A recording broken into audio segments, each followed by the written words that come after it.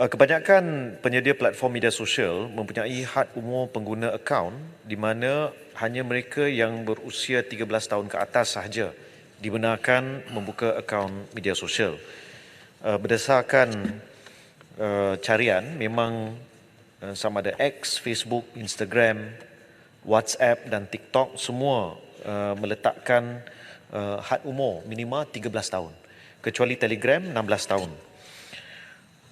Bagi memastikan syarat umur ini dipatuhi, ibu bapa ataupun penjaga bertanggungjawab untuk memantau dan mengawasi aktiviti dalam talian anak-anak mereka.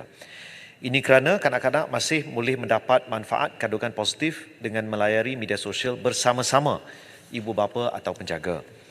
Ibu bapa atau penjaga perlu mengambil serius peranan mereka dalam keibubapaan digital ataupun digital parenting, serta perlu peka dalam menerokai kandungan serta platform alternatif yang terdapat dalam talian. Walau bagaimanapun, dalam pengamatan saya sendiri sebagai ahli parlimen di kawasan, bila saya bertemu dengan pelajar-pelajar dalam program Back to School dan sebagainya, saya bertanya berapa ramai di sini anak-anak yang ada akaun TikTok sebagai contoh.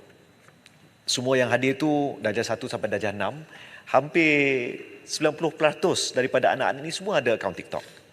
Jadi walaupun ada garis panduan seperti ini, tapi ia tidak memadai. Maka Kementerian Komunikasi melalui Suruhanjaya Komunikasi dan Multimedia Malaysia ataupun MCMC telah bekerjasama dengan 5 penyedia perkhidmatan di Malaysia iaitu Celcom Digi, Maxis, U-Mobile, Telekom Malaysia dan Time untuk menyediakan perkhidmatan alatan perisian yang dikenali sebagai Parental Control Tools yang membolehkan mereka memantau, menapis, menghadkan dan menyekat kandungan yang dilihat dan aktiviti anak-anak dalam talian. Ibu bapa atau penjaga juga boleh menggunakan perkhidmatan perisian lain bagi tujuan yang sama. Bagi menangani risiko dan ancaman terhadap kanak-kanak sama ada disebabkan orang lain atau tingkah laku mereka sendiri, pelaksanaan program-program berbentuk pendidikan dan kesedaran tentang keselamatan internet terus dipertingkat melalui inisiatif seperti Klik dengan Bijak dan Sukarelawan ICT Malaysia di sekolah-sekolah dan Pusat Sebaran Maklumat Nasional ataupun NADI di seluruh negara. Pelaksanaan inisiatif ini diperkasa melalui jalinan kerjasama dengan agensi-agensi lain dalam membangunkan modul pendidikan berkenaan perlindungan kanak-kanak dalam talian untuk ibu bapa, penjaga dan kanak-kanak. Antaranya, modul pendidikan keselamatan keluarga dan anak atau PEKA, modul Smart Start 2.0 pra-perkahwinan dan program ekspresi anak remaja lestari ataupun PEARL.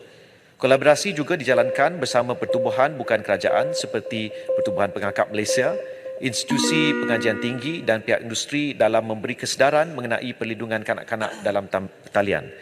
Pada masa yang sama, Jemaah Menteri pada bulan lalu telah bersetuju untuk mewujudkan satu jawatan kuasa kerja yang akan meneliti cadangan penggubalan undang-undang baru berkaitan kemudaratan jenayah dalam talian, termasuk juga aspek-aspek keselamatan dalam talian. Jadi ini kita akan ada mesyuarat selepas ini untuk meneliti beberapa aspek dan sekiranya perlu apa-apa akta dipinda dan tidak akan diambil oleh MCMC yang bersifat segera, ini yang akan diusahakan oleh pihak kementerian sekarang. Terima kasih.